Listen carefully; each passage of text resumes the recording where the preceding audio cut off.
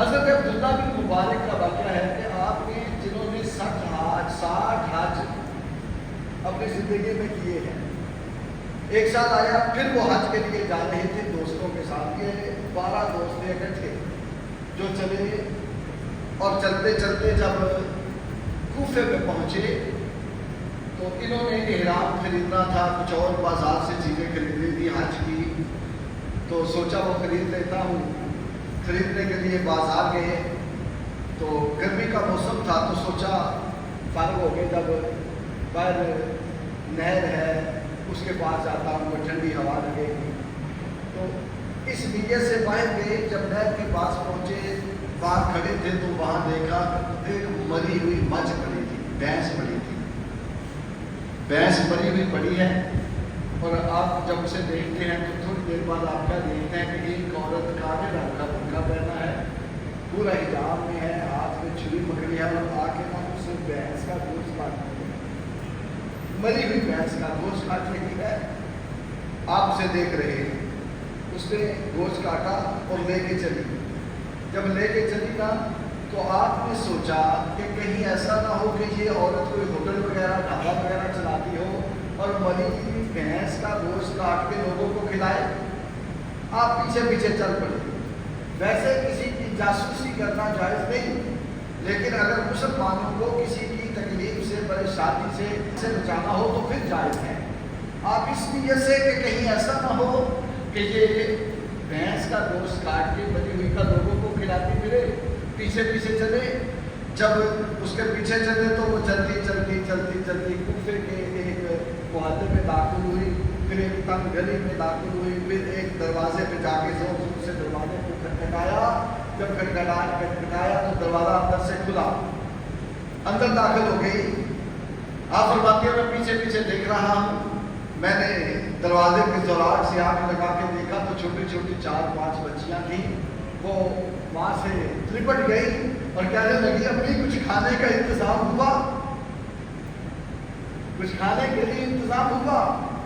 ماں رو پڑی اور کہنے لگی بیٹا کھانے کی حلال کوئی چیز نہیں ملی، لیکن تمہاری جان کو بچانے کے لیے، کیونکہ اللہ کا بھی حکم ہے کہ جب اضطراری حالت ہو فَمَنِ اضْطُرَّ غَيْرَ بَاغٍ وَلَا عَادٍ فَلَا إِثْمَ عَلَيْهِ، جب تمہاری جان جا رہی ہو تو تم مردار اور حرام کھا سکتے ہو۔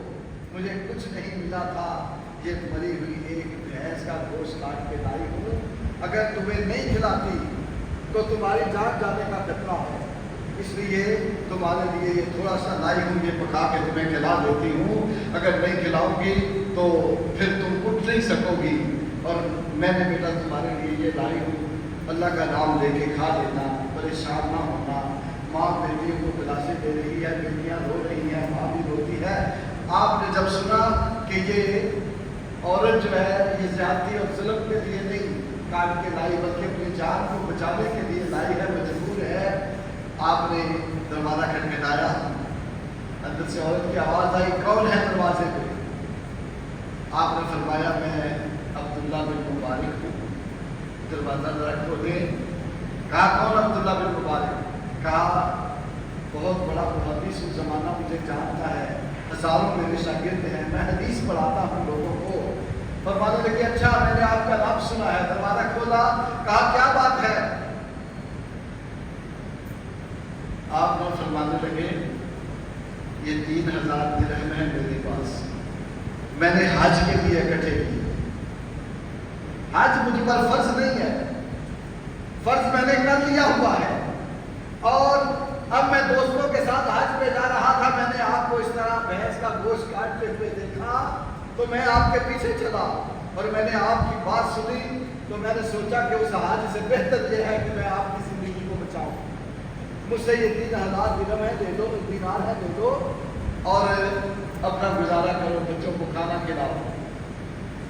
اس عورت نے جب یہ سنا تو دروازہ بند کرنے لگی اور کہنے لگی جاؤ بھائی میں سید ذاتی ہوں، ہم کسی سے بھیک نہیں دیتے۔ جب اس نے کہا نا میں سید ذاتی ہوں تو ان کی چیخیں نکل گئی، گھٹنوں کے بل کھڑے ہو گئے، ہاتھ جوڑ کے کہنے لگے کہ مجھے معاف کر دو کہ میں نے تیرے پیچھے آیا، لیکن اے میرے حضور کی بیٹی مجھ سے یہ ہدیہ قبول کر دو. اگر میں تیری خدمت نہ کر پایا اور آپ اپنی بیٹیوں کو مردار کھلانے لگی تو کل قیامت کے دن میں حضور کے سامنے کیا جواب دوں گا کہ میں جانتا تھا کہ آپ کی اولاد اس حالت اور کیفیت میں ہے, وہ مردار کھانے پہ آ گئی ہے اور میں حج کر رہا ہوں اور مجھ پہ جو فرض تھا وہ تو میں نے کر لیا, نفلی ہے کوئی بات نہیں پھر کر دوں گا, آپ کے لیے قبول کریں. منت کی, ترلا کیا, دینار روپے دیے, واپس آئے دوستوں کے پاس. دوست وہ سب جب حج کے لیے سفر شروع کرنے لگے تو کہا عبداللہ تم نہیں جاؤ گے؟ کہا نہیں میں حج کے لیے نہیں جاؤں گا, اس سال اگلے سال حج. دوستوں نے کہا کیوں؟ کہیں کوئی جو پیسے اکٹھے کیے تھے 3000 دینار تھے اس کا کوئی مقام تو نہیں خرید لیا, کہیں انویسٹ تو نہیں کر دیا, کاروبار تو نہیں کر دیا, کوئی منافع کا دنیا کا سودا تو نہیں مل گیا؟ لوگ کرتے ہیں نا ایسے. ہاں ہاں حج کے لیے پیسے اکٹھے کیے, دیکھا کہیں سے سودا مل رہا ہے اور فائدہ ہوگا دنیا کا, ادھر لگا دیے. دوستوں نے باتیں کی, کہنے لگے نہیں یار میں معذرت چاہتا ہوں, میں تمہارے ساتھ نہیں جا سکتا. معذرت کی اور ان کو بتایا بنا کہ میں نے پیسے کہاں خرچ کیے. دوست چلے گئے حج کے لیے. 6 ماہ بعد جب وہ واپس آئے نا تو آپ اپنے دوستوں سے ملنے کے لیے, حاجیوں سے ملنے کے لیے ان کے پاس گئے. ایک کا دروازہ کھٹکھٹایا, حاجی باہر نکلا, کہا مبارک ہو حاجی کی. جب کہا نا حج کی وہ آگے سے میں ناراض ہوا اور کہنے لگا تو ہمیں کہتا تھا میں حج پہ نہیں جا رہا, میں نے حج پہ نہیں جانا. ادھر مینا میں تو ایسے آگے آگے تیری سواری جاتی تھی کہ ہم تجھے آوازیں دیتے تھے اور تو ہمیں پکڑائی نہیں دیتا تھا. آپ نے کہا واللہ میں نہیں حج پہ گیا. انہوں نے کہا جھوٹ بولتا ہے, اتنا بڑا عالم ہو گئے.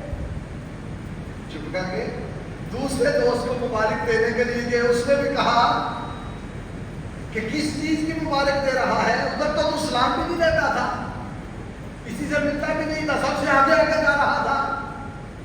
کہا واللہ میں تو نہیں گیا.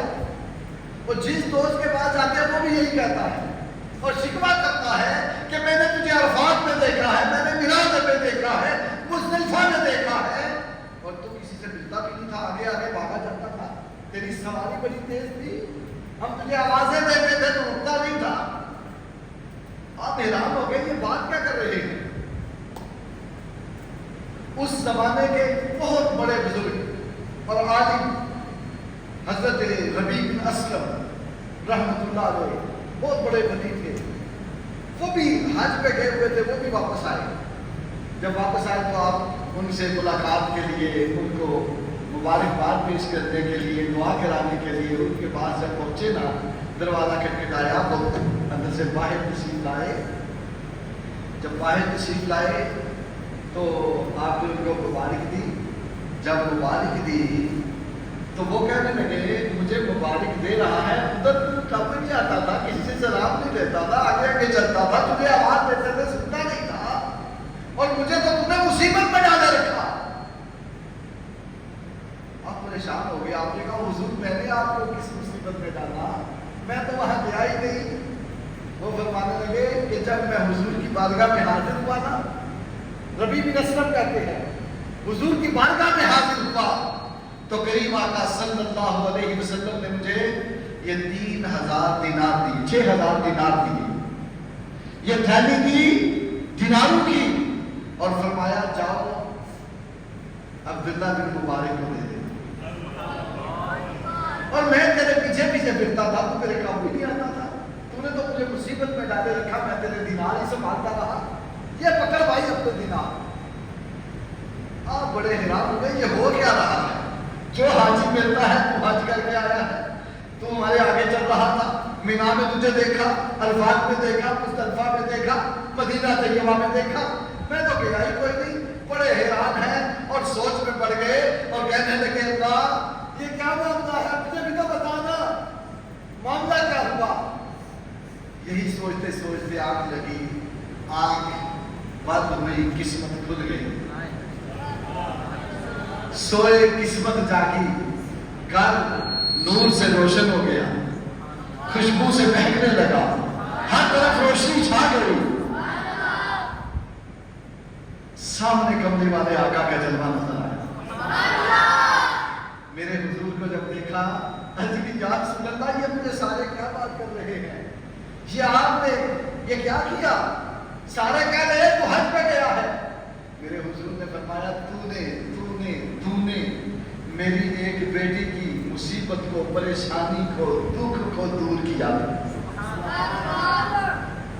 था। देख तेरे दिनार 3000 थे, तुम्हें 6000 वापस किए, और कियामत तक तेरी सूरत पर अल्लाह ताला ने एक फरिश्ता बना दिया है। तू हज करे ना करे, वो तेरी तरफ से हज किया करेगा। कई दफा ऐसा भी होता है कि बंदे की नीयत दुरुस्त होती है, पर बंदा को नेक अमल करता है और किसी नेक अमल को किसी नेक अमल की वजह से छोड़ रहा है, और वो जो छोटा सा अमल रख रहा है वो बहुत